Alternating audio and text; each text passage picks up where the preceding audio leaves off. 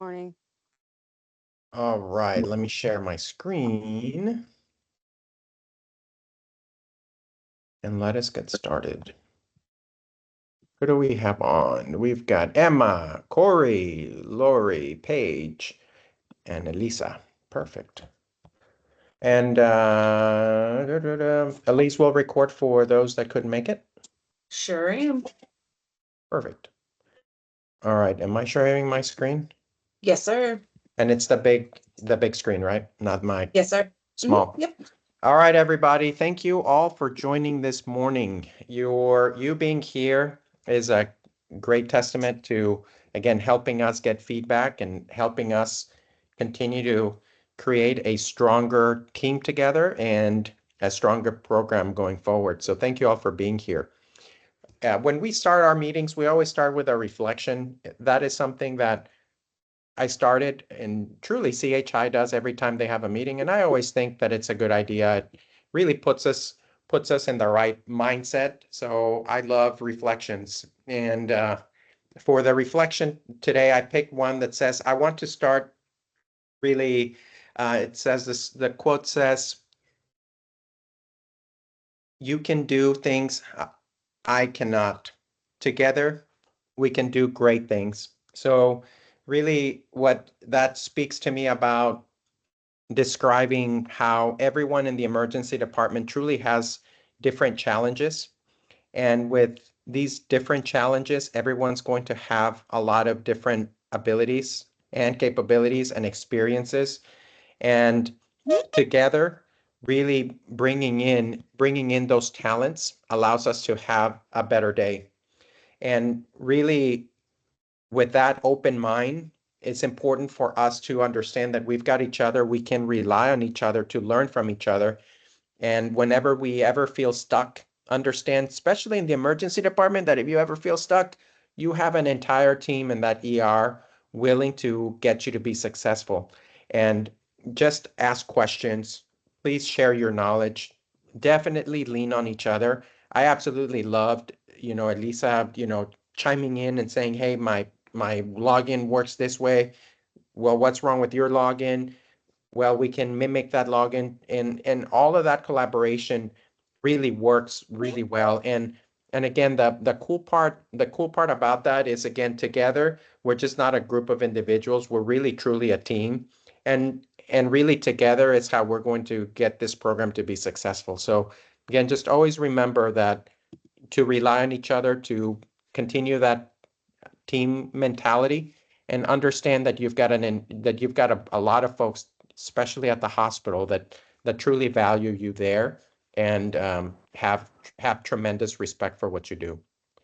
With that, that was our brief agenda, and we'll continue on because I do want to have time for questions and answers and a sort of little bit of a more of a round robin discussion.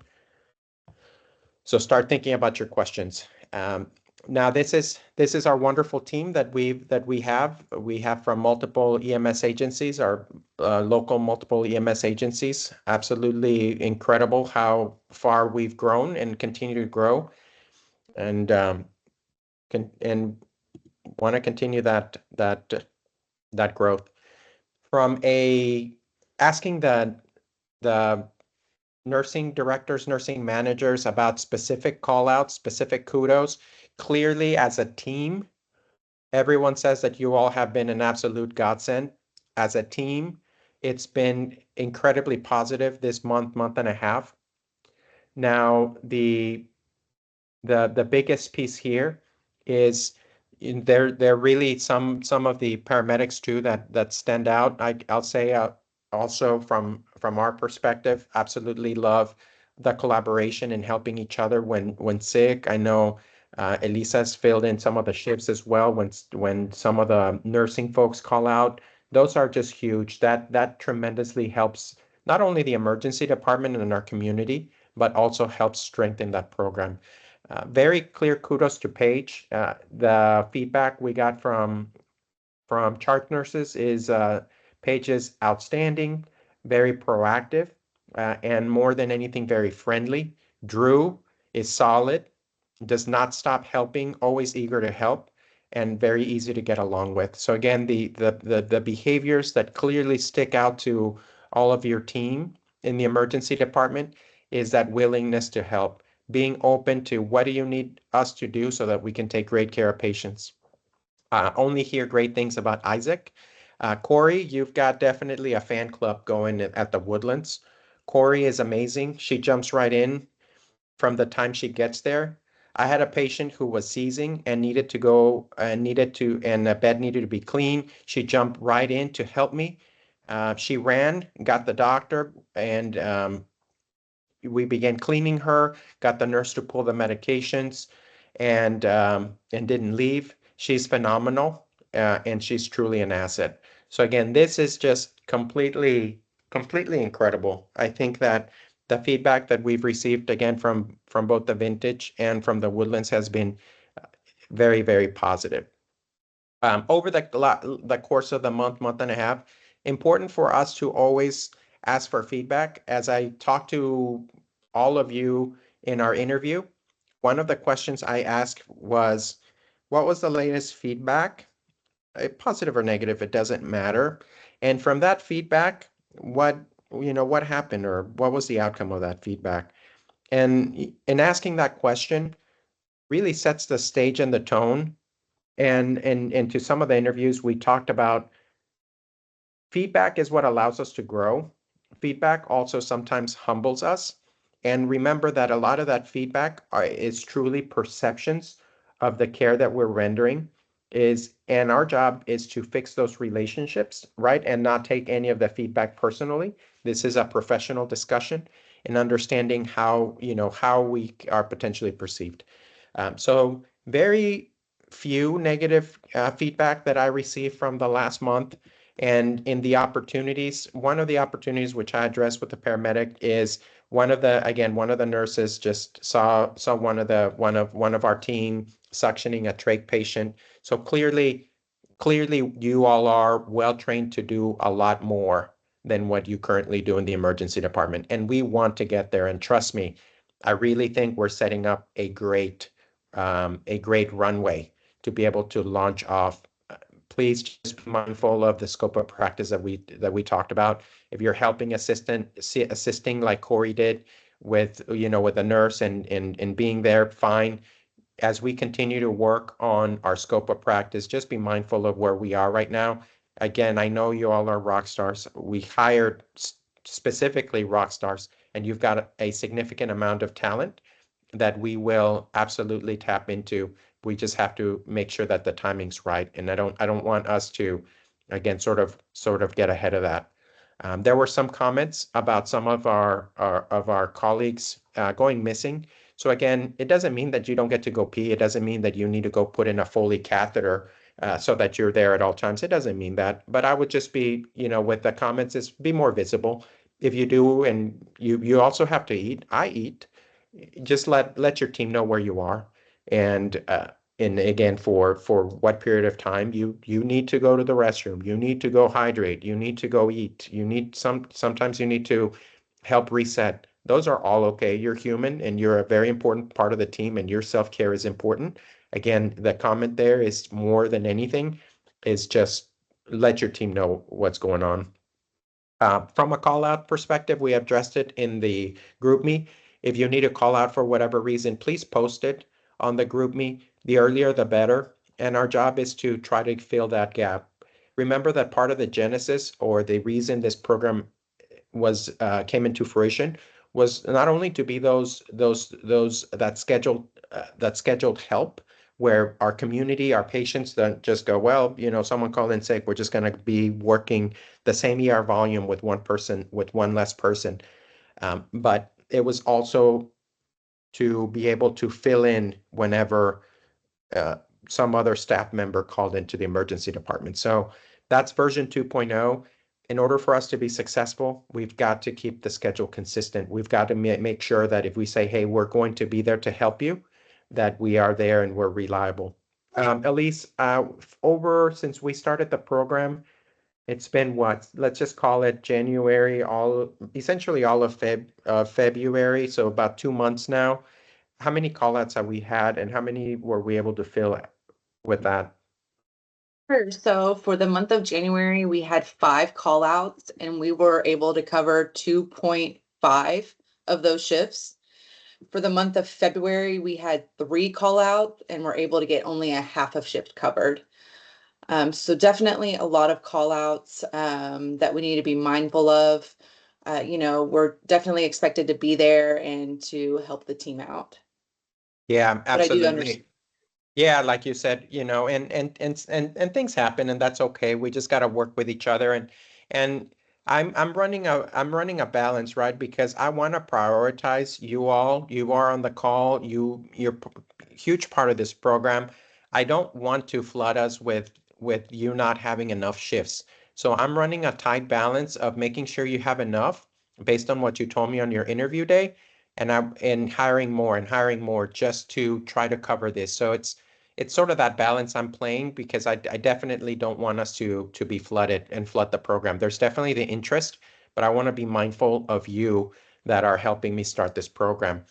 There were some questions about patient transport. The way I see it is the way that really Corey um, just really accentuates is what do I need to do to help the team get the next patient back in a bed? What do I need to do to help move a patient out of the emergency department so the elderly that's out there with chest pain can come back to the room?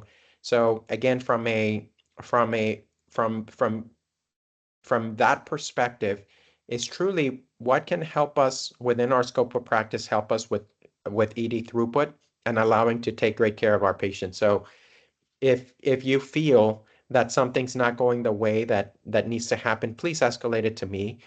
But understand that every single bed hour, every single bed minute that we can get that patient out of the ER, again, is someone that may not have a bed that's out in the waiting room that you see that we can get back into the ER. So it's really important, almost as important to be able to get our patients out of the emergency department. And sometimes because we're running low on nurses, they'll call the patient transporter, and that patient transporter may be 20, 30, 45 minutes, which when you take into account a high admission rate like in the Woodlands, that's hours of potential bed availability that we lost just waiting for that transport. So really it truly becomes important. And at the end of the day, at least for me, I actually don't mind getting some steps in. I actually appreciate that.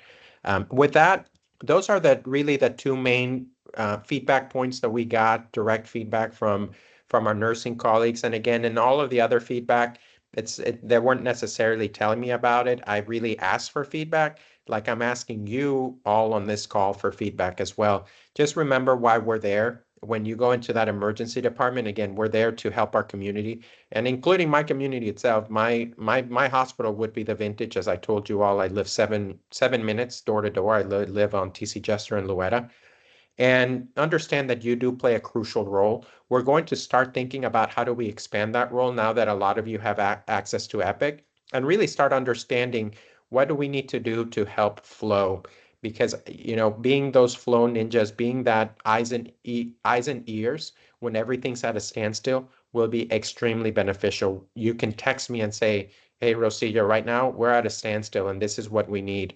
And I can help mobilize those hospital resources at the end of the day, really seeking to be able to help our patients that come to our emergency departments. Now, why are we all of a sudden, with this paramedic program, why do we need to continue to focus on throughput? Truly because we continue to grow. And we continue to grow because we continue to provide excellent care to our community. So if you look here, this is year to date. So far for the year, this is calendar year. So you see both facilities, the Woodlands and the Vintage. You don't see sort of that same growth, like for example, Sugarland's pretty stagnant. Huntsville's an HOPD, Brazos Port's pretty stagnant. I mean, truly, we just started, right? Lufkin and Livingston, guess what? They're growing, and we're growing the same at Vintage and Woodlands. So the facilities hiring lags behind. So it really puts a strain on current nurses, current physicians, and it just makes for a very tough shift. If you have a 10 to 12% growth, and then your staffing doesn't grow with it because there's a lag. Now, what kind of volume are we seeing at those facilities? So as I shared with you, this is actually for January for the Woodlands. Man, we're averaging a good 90, 91 patients a day. Definitely Mondays are our busiest day in the Woodlands. That's why you get that double cover. And then take a look at the acuity for the Woodlands. The Woodlands, you're talking about an admit ops of 34%. So at least 1 in 3 patients gets admitted. On top of that, you've got a couple of transfers there. There's still an opportunity for our program to continue to grow. And why do I say that? Because we still have a good amount of people leaving without care. So that 44 is about 1 to 2 patients that choose us for their care, but we don't get to them. They get tired of waiting and they leave. From a vintage perspective, we're not that far off from the vintage. So if you look here, again, same thing, our average is 86. We just saw Woodlands is about 90. So we need you at both facilities. From operations perspective, look how weird that is. Fridays was actually the busiest at the vintage. Absolutely kudos to I'm pretty sure we've received a couple of emails from Elisa about staying after because she was asked to help the team. You as long as it's approved by the charge nurse, as long as you're willing to and it's not going to affect your life, you're recharging before your next shift. Completely appreciate the teamwork. So that's awesome. And this is part of the reason why, because it's so erratic. I mean, who would have thought that these Fridays were going to be the busiest in January? Completely random. Completely random. I mean, Friday 114, the other Friday 119. So not even at the Woodlands did we average over 100 on a single day. So again, completely random, and this is why you are extremely needed. This is another reason why you're completely needed. And I know some of you have been asked to help clear the stretchers. I think that's amazing. That's awesome for you to also be able to interact with your own colleagues. But the EMS growth that we've had continues to be great.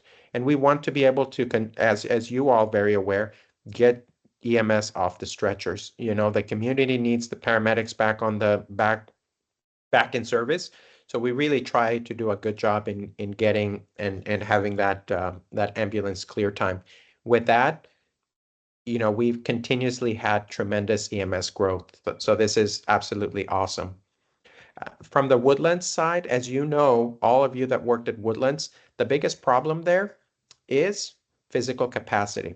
So we're working with the hospitalist program, increasing the amount of discharges before 9 and really increasing that capacity so we can also work on that EMS volume. So from an EMS volume perspective, it's about pretty flat.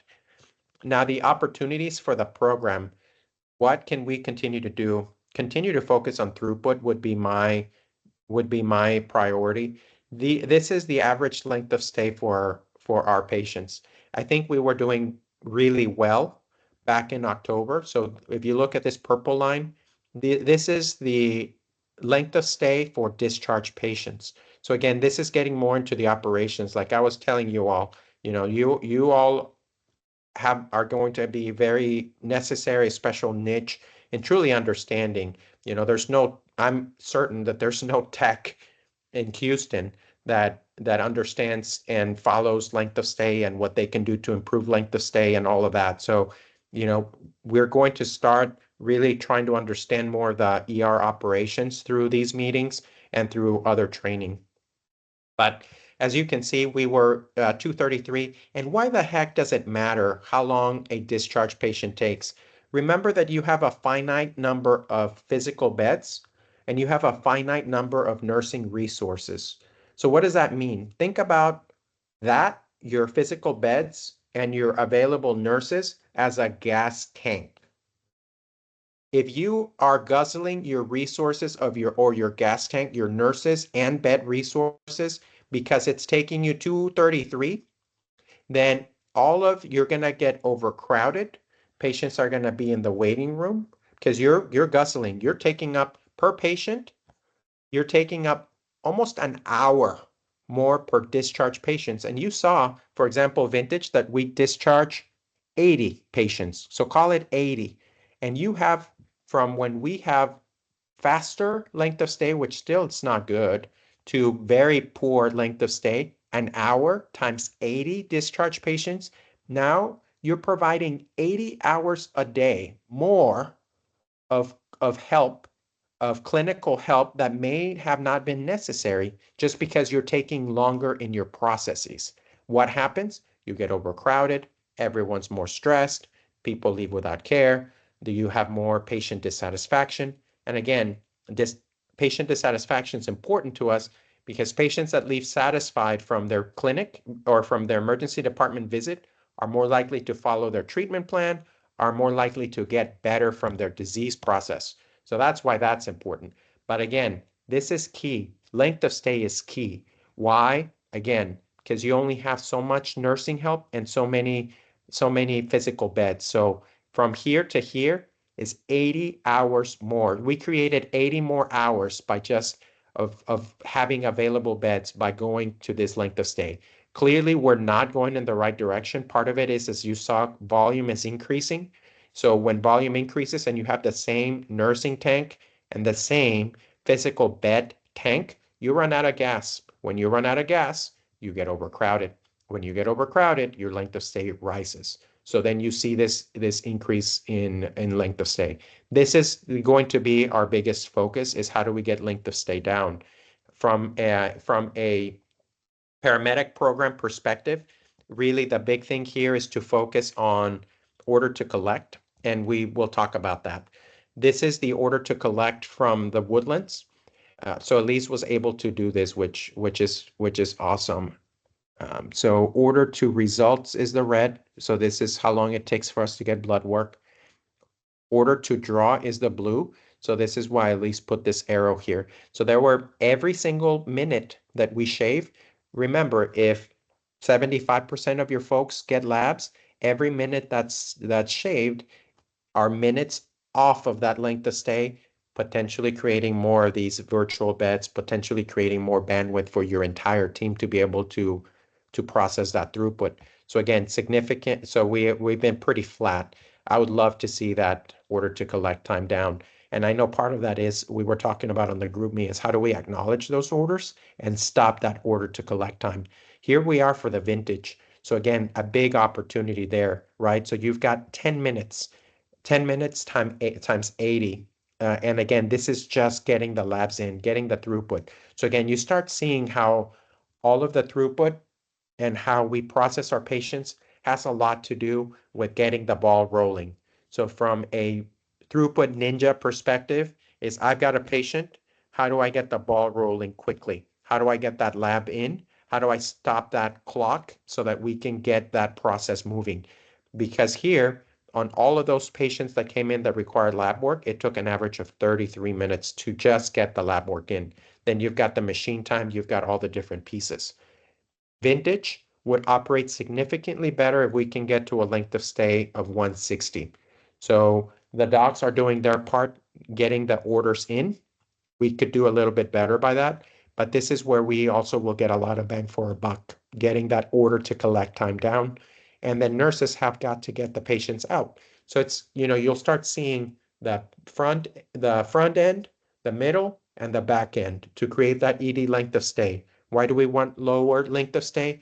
Because we'll all have a better collective day. We won't be overproducing. We won't be just holding on to patients. So again, the actual lab times are trending in the wrong direction, and this is our biggest opportunity, that order to collect.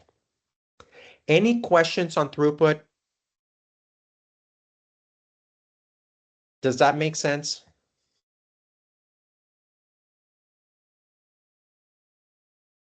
Questions?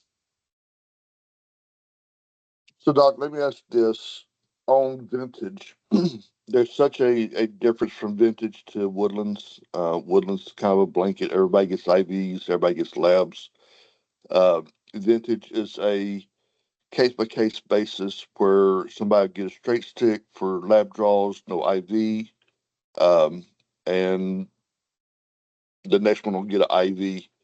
Um, but vintage IVs can't go back out to lobbies such as the woodlands. Um, at Vintage, that's where it slows us down a lot because we've got to wait for the nurse to really decide which gets a straight stick for labs, which gets IV. and such as that. Jeff, that's amazing feedback. I appreciate you saying that. And I wrote some notes from for our call today. We got to get that resolved. And I think that the theoretical risk, there's always from a hospital perspective, and you'll start learning the hospital nuances. Whenever you don't have someone dedicated to the lobby, and we can say, hey, our paramedics are going to keep an eye on the patients in the lobby with an IV, whatever that means, right? From a from an administrative perspective, it's important that patients don't leave without an IV. So that's the biggest risk. You've got security right there at the door. I think the risk is very low. I think that having this delay for do we need an IV or not is more detrimental than just doing the IV. And if a patient needs to leave, that we take the IV out. If a patient leaves with an IV, that we escalate to security or the police and get the IV out. I think again that we are perhaps at the Vintage too focused about that piece about, I'm too worried about someone leaving with their IV, when in fact we should be more worried about the delays that's causing and how it puts everyone behind. So I'll take on that, Jeff, and I appreciate you bringing that back. There shouldn't be that confusion. And if we're getting blood work, we should just do the IV and then figure out where we need to put that patient. But we got to get the blood cooking and we got to get the blood sent. Because to your point, all of that dancing, if you will, is taking us 32 minutes on average. Good point. Appreciate that feedback. I have a similar input, Doc. With the Vintage, the way the throughput setup is, it's very hard. And there's no IV carts on the outside like Woodlands does. So having to pull EKG room through like 4 different rooms to get to the patients kind of delays it too. Tell me more about that. So like an IV setup cart, they have one, and like where do they keep it at the Woodlands, and where do we need to keep one for the Vintage? So the Vintage is in the triage room, Uh-huh. but all the doors to the patient are open to where the nurse is triaging. So it's like a HIPAA violation, because if you have the doors open, you can't get access to the stuff. So then you realize it, then you have to go out to the main nurse's station to get items, as well as the EKG machine. Where would it be? Where can we have where would it be make more sense to have the IV card or maybe even a second IV card? Where do you think we should put it? There at the Vintage, not a clue, because I only worked 1 shift there, but that was my Okay.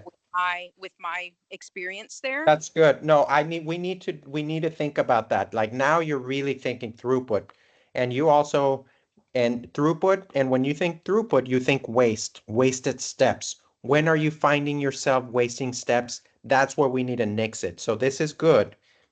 So at the Woodlands, where do they keep it? At the Woodlands, the 4 rooms basically face each other, and then the IV cart is literally right there. We have the EKG machine and then the cart right there. So it's right there, much better and faster access. Yes, sir. I got it. Okay, so that's good feedback. I wrote that down. Anything else that you guys are seeing that is just sort of wasted steps, that allows to do waste, just delay? I think those are very good points. We don't need to be walking around for IV supplies. They need to be super accessible.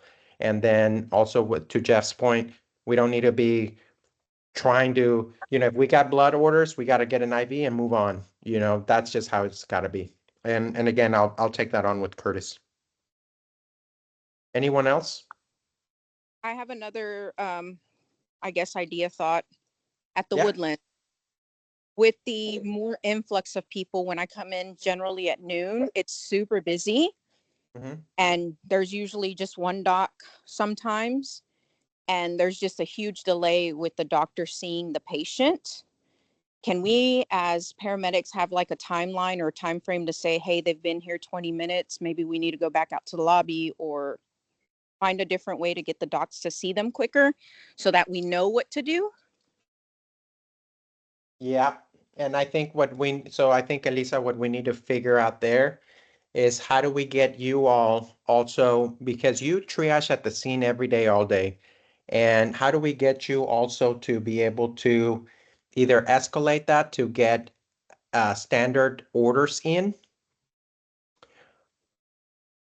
uh, so that we can get the ball rolling. So how often do you think that's happening where the patient's already there and the doc's just behind and you have no orders, but the patient's in a room? Is that happening frequently? Well, when we were all, I think, generally getting hammered the first 2 weeks, 3 weeks of January, or was it the middle of the month? I think Mhm. it was a lot. I think people were sitting in the throughput room for about 2.5 hours Are you kidding me? Without orders? without orders, or only one nurse being there, staffing. So I ask you to please shoot me a text message because I could even jump on and send the orders remotely. So wherever you are at Woodlands or Vintage, if you see a bottleneck like that's not even like a little bit, that's like crap, right? Because think about that, right? Now that timeline is 2 hours. Think about how much more overcrowded you're gonna get because you don't know their names. I just showed you how many patients you're gonna get that day. Period. End of story. The law of averages will take over unless like your Hurricane Barrel happens. Otherwise, we will see 90 patients, but if it's taking you 2.5 to get the ball rolling, dude, we're just asking for trouble, right? So whenever you have a crazy delay like that, like we're talking about an hour, 90 minutes of no orders, and you're ready to rock and roll, you shoot me a message. And again, when you shoot me a message, you're not tattletelling for the doc. You're not, what you're doing is you're escalating an issue for everyone in that department to have a better day. And when you send me a message, my thought is not that doctor sucks. My thought, I always give people generosity of thought. What's going on? How can we make their day better? So again, when you send me, hey, this is happening, I don't see it as a judgment. I see it as hey, we're trying to help each other pull together through this shift and we need extra help. And that's absolutely okay. And it's actually expected. You just saw freaking Friday seeing 100 patients plus busier than a Monday. That's completely random. We can't plan for that, but we've got to be able to have systems in place to help us navigate that. And that's where, as you become more aware of that throughput, you can do a great deal of help even by simply escalating, because I can tell you, I can find the resources. A lot of the times in the emergency department, the charge nurse is checking in EMSs or, in a critical room patient. So often some of these opportunities to escalate get missed. No one does. And the thought is, well, we're ER, so we just gotta deal with it. No, we can do things better. And that's gonna be a significant part of what we do. So please escalate those when you get significant delays. Great, great conversation. Any other throughput issues or any other throughput questions?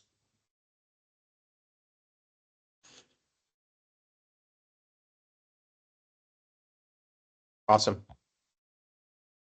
All right, so Epic, I saw a couple of notes. So are you all able to acknowledge orders?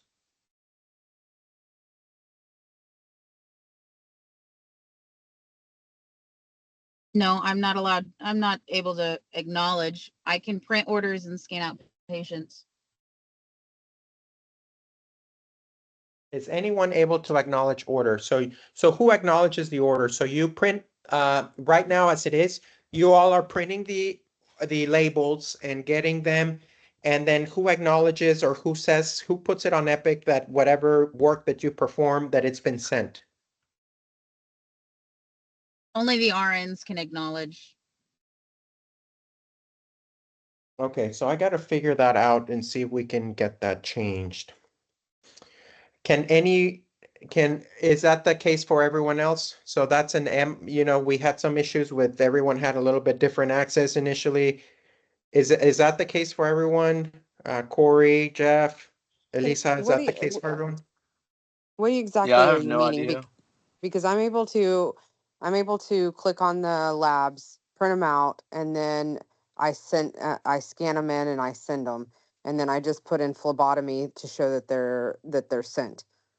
Nothing else. Yeah. So normally when, if you look at a nurse's, you have orders and it'll say like labs, meds, whatever, right? And it'll say acknowledge orders and you'll acknowledge them. And then it'll have print the stickers and you'll print the stickers, right? And then you'll scan the stickers out, all of that. But there's a place for acknowledgement of the orders, that you see the orders, you have to do the orders, all of that. That's what he's meaning. So the way that Epic is set up for the text, the ER text and stuff like that is that we can see the orders for the EKGs, we can see orders for labs. We can print those and we can mark them as collected. But on the backside, acknowledging the orders from the doctor can only be done by the RN. But that's what I heard from Corey is that she is hitting phlebotomy, is that it's being acknowledged, or at least it's being put as in process. Is that not the case? That's put in as the procedure being done, but it still doesn't Mhm. acknowledge it on the backside from the doctor. Correct. Interesting. Okay. Yeah, Like because I can put Yeah, in it's a whole, because I can put in that I performed the IV, but I can't acknowledge that the physician requested or ordered an IV. Okay. It's like doing the documentation for patient assessment, like the phlebotomy, IV, EKG. We can do that half of it, but we can't do any of the acknowledgement stuff. Okay. Yeah, Doc. Yeah, go You got to ahead. remember, we didn't go to school for 4 years. This doesn't seem like that would be an issue, though. Yeah, I don't know. I think one of the techs at the Woodlands, I think she was able to, but I forgot who. I think it was one of the basics. I think she was able to do that. But I think her case was a little bit different. I got you. Well, let me sort it out. But I think that would be helpful, and I think that will help us bring that order to collect time down, because if you're sending it and you're getting the ball rolling from a lab perspective, if you don't acknowledge, or if the order's not acknowledged, can they start processing the lab that's not acknowledged but they receive blood for? I don't know that they, excuse me, I don't know that they can. So Well, I mean, then, it says that whenever we print out the labs, it says that we're able to collect and accept them, and they get the orders, and the fact that they get results back, and if it's a critical, they still get the call within the 20-30 minutes that they get the blood work back. So they're getting the results. But and I wonder if the clock is stopping that order to collect time, because again, what that would be important for what us. you could do is always call the Woodlands and ask them about their techs and see if their techs have a different sort of access. That's what I'm saying. We did that originally, and you saw where that got us. So I think we've gotten farther. But So my no, I agree. was- I agree. my profile was mirrored to one of the Woodlands guys, and it didn't. But I wonder, because I know Vintage is order to collect is different. I don't know if the Woodlands has been affected. I think Curtis is more open about that than Tony is. Rocio, I just sent you a text of what they mean about acknowledgement, and that acknowledgement box is only on the nurse's profile. Okay, let me sort that out. So that's the acknowledgement box. Okay. All right, so that's very good feedback. Everyone has access to Epic now, and the part of printing and doing that, anyone have any issues with Epic on the call? No, sir. Okay, awesome. All right, we're going to start doing some procedures. So there's going to be a couple of procedure courses in Houston, Elise. You all, because you work with us, you can go to any procedure in Houston, any of the procedure courses in Houston. So for free. We can probably even get you CE. Now, remember that the procedure course, this is a procedure course that you're in tandem and working with the ED docs. And this is this is again not where we are with our paramedic program, but you're more than willing to practice, but you're more than able to practice the field skills that you need. So in the procedure course, depending on the campus, the docs specific campus is going to pick set procedures. So we've got one, gosh, Elise, do you know when all the procedure courses are? I think we got one at the end of the month, and it may be at Sugarland, but all these procedure courses will go and follow all of the CHI departments, but know that you all are all included. And you can get to practice your neonatal intubation, your pediatric intubation, your adult intubation. You can practice chest tubes. You can practice transtracheal jet ventilation. God forbid you get to a scene and you get an 8-year-old or a 6-year-old that has a hot dog stuck in there. How do you MacGyver a transtracheal jet ventilation to keep that child alive? Maybe you have an ink flow modulator. I don't know what you have at the back of your ambulance.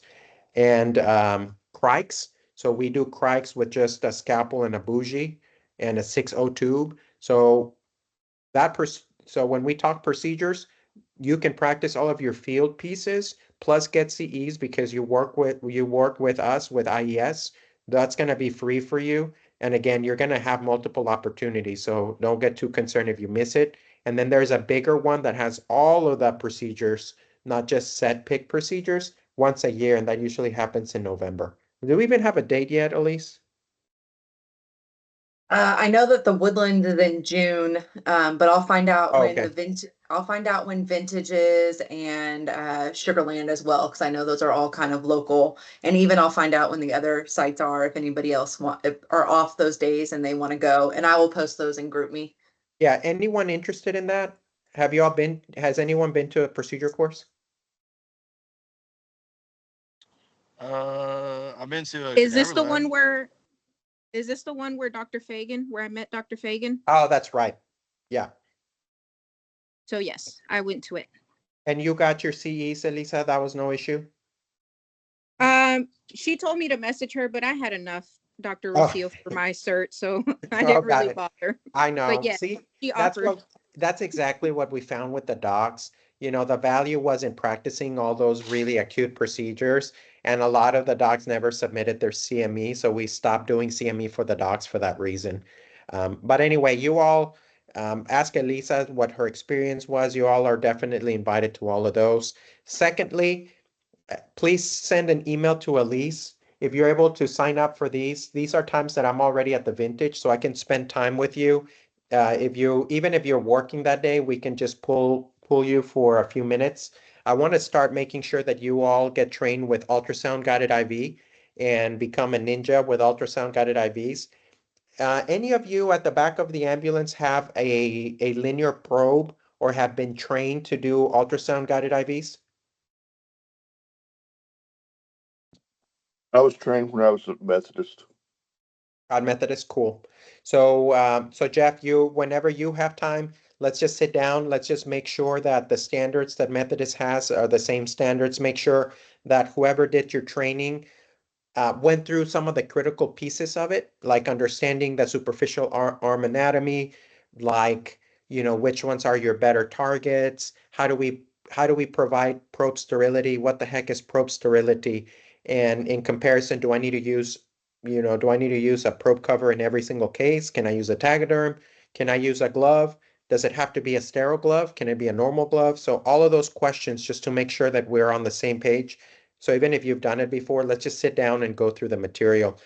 If you do have available time there, probably take us an hour, hour and a half to go through the piece. And I'll likely leave the gel there so you can practice whenever you have opportunity during your shift. And then we will make sure that you feel comfortable with it. And we can also do some specific splinting. A lot, clearly you know how to splint, a lot of, air splints and all of that. We're talking about making sure that you get a good grasp and understanding of, now I have a boxer's fifth metacarpal fracture, thinking about what's going to be understanding what the fracture is, understanding where in the anatomy the fracture is, and then really thinking about what splint would make sense. What are we trying to accomplish with this splinting, which is different than, a transport splint, This is going to be a little bit more molded. So thinking about your different types, and you all may, some of you may already have, again, some basic splinting or even more advanced splinting, but we're talking about a little bit more of the molding, a little bit more about uh, how do you create a successful with the supplies that we have and make sure you're comfortable creating with the supplies that we have a thumb spica. When do we use a thumb spica? When do we use an ulnar gutter? Why do we use a sugar tongue splint for a distal radius? Why do we go all the way to the elbow for that distal radius? And even though the fracture is on the distal radius, what the heck is a coaptation splint? When do I use a coaptation splint? And then all of your leg splint to include a posterior U and a long leg splint. So all of that sort of splinting piece and how do we do a great comfortable splint we can do. And again, these are just some few March dates. If you do have the availability, please sign up with a lease, and then same thing, we can come up with middle of March dates, send them out, middle of April dates, and send them out. But I want to be able to spend some time with you all.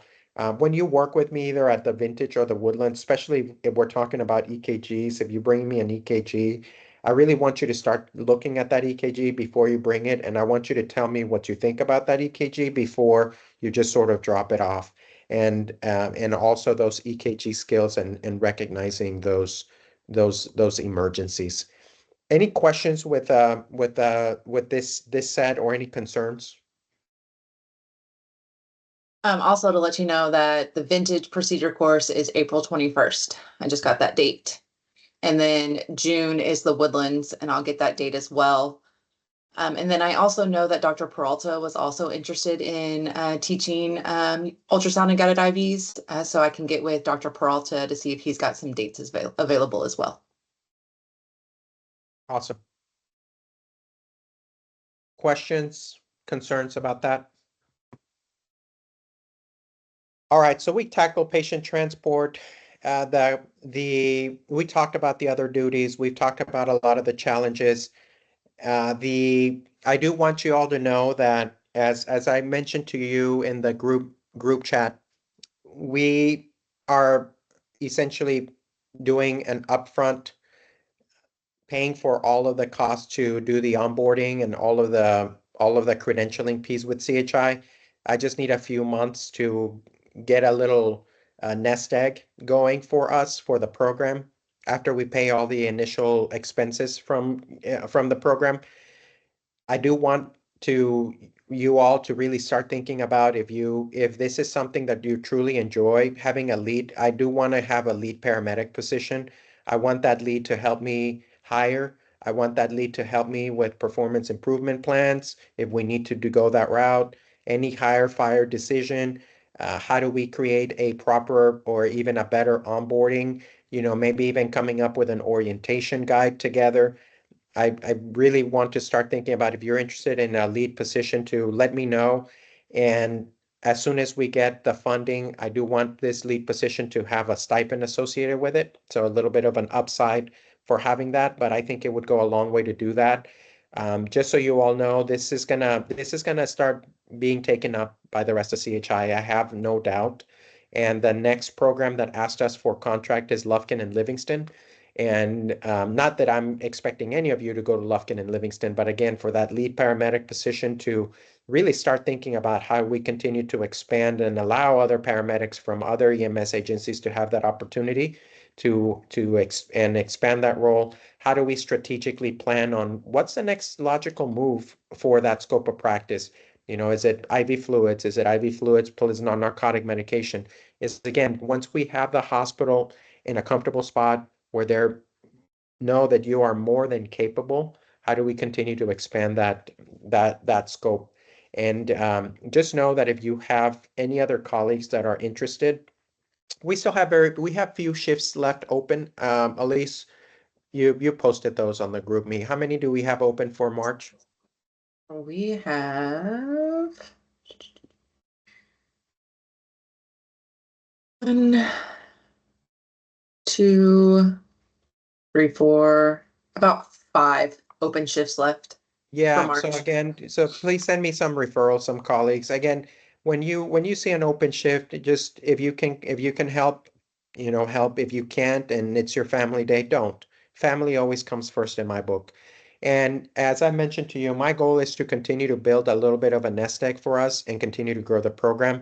I do, I did mention that your first shift is your orientation, get acquainted. You're not really, there to help a lot with throughput, but just to learn. So that first shift, if there's still training that you've got pending and it's a huge dissatisfier for you to do any of your common spirit when you have downtime, then do it when you have downtime at work, or even take the last hour or the first hour to get caught up with your common spirit if that's something that is very important to you. And you can't do it when you have downtime, either at the fire station or at the EMS station. If that does not make sense to you, then take some time at work. If you need to, just let me know, and I'll let the nurse managers know that we talked about it.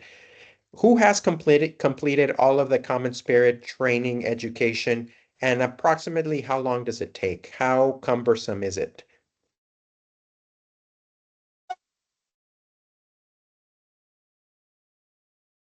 Anybody? I believe I've completed all of it, and it took probably like an hour or two. Okay, so maybe an hour or two. So yeah, again, and that's not absolutely unreasonable, Corey. Thank you for chiming in. So again, I think that as we continue to build a program that we can incorporate 2 hours of training in there, sure. I don't think that's completely unreasonable. Again, part of the our initial cost in getting the program started for you all, we needed to be mindful of that. And my goal was to pay you for that initial orientation shift, with the understanding is that some of that training could be done during that orientation shift. If you miss that opportunity and you still need to do it, it's fine. Take the time to do it, especially if it means that that you want to be on the clock while doing it. It's fine. Everyone will survive, and we're gonna continue to have a good day, but I don't want that to be a turnoff in any way. So if you have not completed your common spirit training and you need that extra hour or two, let me know when you're going to be on site to complete it. And I'll let the nurse managers that your shift will start, an hour or two after, so that you can be on the clock while completing the mandatory or the common spirit training. Any questions with that? Anyone else have any issues that they want to bring up?